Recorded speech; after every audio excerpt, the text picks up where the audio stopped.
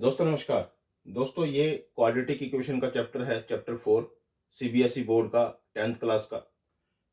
ये क्वेश्चन मैंने पहले भी कराए हैं कि आप उस तरह के क्वेश्चन प्रैक्टिस कर लीजिएगा पहले। अब ये जो मैं क्वेश्चन कराने के लिए जा रहा हूँ, जो कि सीबीएसई के अंदर भी, आईसीएसई बोर्ड के अंदर भी, हरियाणा बोर्ड के अंदर भी और अदर जितने भी स्टेट गवर्नमेंट बोर्ड है या प्राइवेट बोर्ड है, उनके अंदर भी जहाँ क्वाड्रेटिक इक्वेशन होती है तो इस तरह का कंसेप्ट वहाँ मिलता है। और ये कॉम्पिटिटिव एग्जाम के पॉइंट ऑफ व्यू से भी मोस्ट इंपॉर्टेंट है। और इवन देन एनआईओएस के अंदर जो ओपन स्कूलिंग के अंदर जो एग्जाम होते हैं उनके अंदर भी इस तरह के क्वेश्चन आते हैं। और ये जो मैं क्वेश्चन बताने के लिए जा रहा हूँ ये सीबीएसई एग्जाम के अंदर आ चुके हैं। मैं आपको वो बताऊंगा कि कौन कौन से सीबीएसई एग्जाम में ये क्वेश्चन कब कब कौन कौन से ईयर में आए हैं।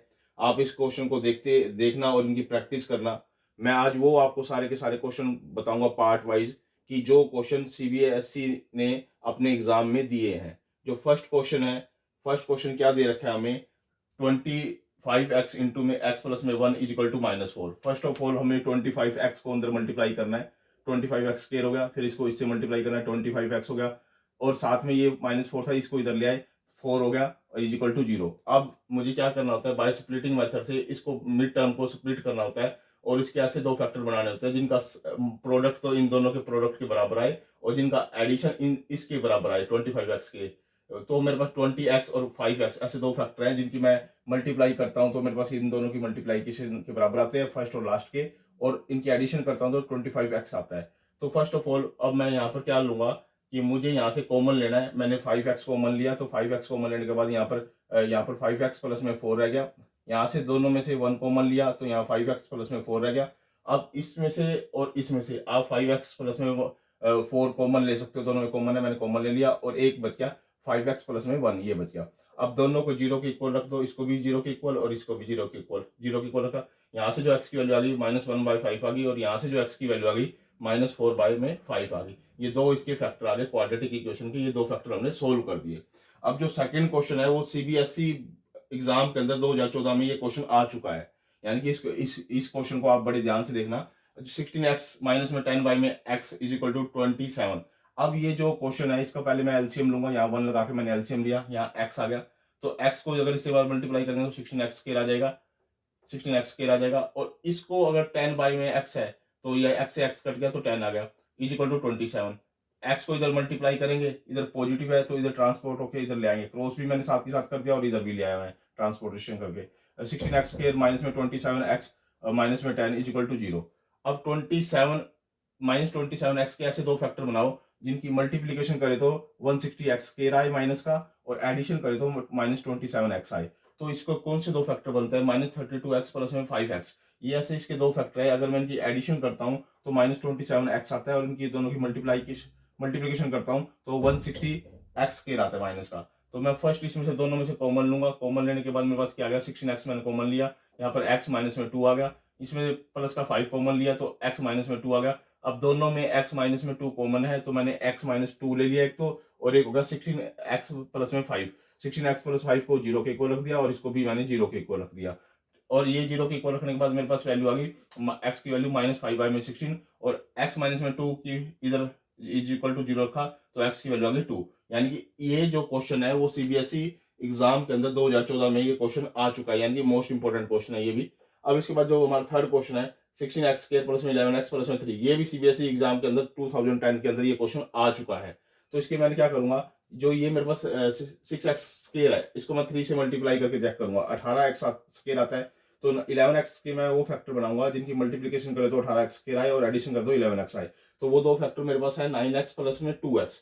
इन दोनों की मैं मल्टीप्लीकेशन करता हूँ तो इन दोनों के बराबर आती है, इन दोनों की एडिशन करता हूँ तो मेरी इसके बराबर आती है। तो मैं इस दोनों में से कॉमन लूंगा, फर्स्ट ऑफ ऑल मैं इसमें से कॉमन लूंगा, कॉमन लेने के बाद मेरे पास क्या है 3x आया तो यहाँ 2x प्लस में 3, यहाँ प्लस का 1 कॉमन लिया 2x प्लस में 3 इज इक्वल टू 0। अब दोनों में ये दोनों में कॉमन है, एक तो ये मैं बाहर ले लूंगा और एक 3x प्लस में 1 ये इसका फैक्टर हो जाएगा। दो, इन दोनों को 0 के इक्वल रखा, इसको भी और इसको भी। यहाँ से मेरी वैल्यू x की वैल्यू आ गई -1/3 और यहाँ से मेरी x की वैल्यू आ गई -3/2। ठीक है, ये मेरा थर्ड क्वेश्चन, जो क्वेश्चन सीबीएसई एग्जाम के अंदर फाइनल के अंदर 2010 के अंदर आ चुका है। ठीक है, अब इसके बाद जो फोर्थ क्वेश्चन है ये भी सीबीएसई एग्जाम के अंदर 2014 में ये क्वेश्चन आ चुका है, ये भी मोस्ट इंपोर्टेंट क्वेश्चन है। 2x स्क्वायर प्लस में ax माइनस में a स्क्वायर। अब इसको ब्रेक करना है, ax को ब्रेक करना है, जिसकी मल्टीप्लीकेशन करे तो 2a स्क्वायर x स्क्वायर आए और जिनकी एडिशन करे तो प्लस का ax आए। तो ऐसे दो फैक्टर मैंने बना दिए, 2ax माइनस में ax। अब इसमें से आप कॉमन ले लो, कॉमन लेने के बाद आपके पास क्या आएगा, 2x कॉमन लिया, यहाँ पे x आ गया और इसके नाम पे यहाँ पर a आ गया। इस दोनों में से कॉमन ले लो आप माइनस का a, तो अंदर रह गया x प्लस में a रह गया। अब एक तो पेयर ये बन जाएगा आपका, सॉरी एक तो ये आपका वो बन जाएगा फैक्टर, और एक ये दोनों का कॉमन है, तो ये कॉमन हमने बाहर लिया और बाकी ये अंदर बच जाएगा। ठीक है, ये अंदर बच गया, ये बाहर कॉमन ले रखा हमने। तो ये इसको आगे पीछे लिख सकते हो आप, जैसे मर्जी लिख लो। अब दोनों को जीरो के इक्वल रख लो, इसको भी जीरो के इक्वल रखो, इसको भी जीरो के इक्वल रखो। इसको जीरो के इक्वल रखा तो मेरे पास यहाँ से x की वैल्यू a बाय में 2 आ गई। मैंने इसको जीरो के इक्वल रखा तो यहाँ से मेरी x की वैल्यू माइनस a आ गई। ये मेरे पास दो फैक्टर आ गए, यानी कि ये जो फोर्थ क्वेश्चन है ये सीबीएसई एग्जाम के अंदर 2014 में आ चुका है। अब इसके बाद जो फिफ्थ क्वेश्चन है, 1 बाय में x माइनस में 1 माइनस में 1 बाय में x प्लस में 1 इज इक्वल टू 6 बाय में 7। ये सीबीएसई बोर्ड के अंदर 2010 में ये भी क्वेश्चन आ चुका है। अब मैं क्या लूंगा, इन दोनों का एलसीएम लूंगा। मैंने एलसीएम लिया, एलसीएम लेने के बाद ये इससे कट गया तो यहाँ पे x प्लस में 5 आ गया, ये इससे कट गया तो ये इससे मल्टीप्लाई होकर यहाँ पर आ गया। तो अब हम इज इक्वल टू 6 बाय में 7। अब इसको ऊपर वाले को सोल्व करो, x से x कट जाएगा और प्लस का 6 ऊपर आ जाएगा। इन दोनों की मल्टीप्लीकेशन करो, इसकी इसके साथ, इसकी इसके साथ, वो यहाँ रखो, इसकी इसके साथ और इसके साथ वो यहाँ रखो। ठीक है, इज इक्वल टू 6 बाय में 7। ठीक है, अब 6 से 6 आप कट कर सकते हो, ऐसे दो इक्वल है, कट कर सकते हो। इसके बाद आपने ये लिख लिया, इसको राइट डाउन कर लिया। अब आप इसको क्रॉस कर सकते हो, क्रॉस कर दिया।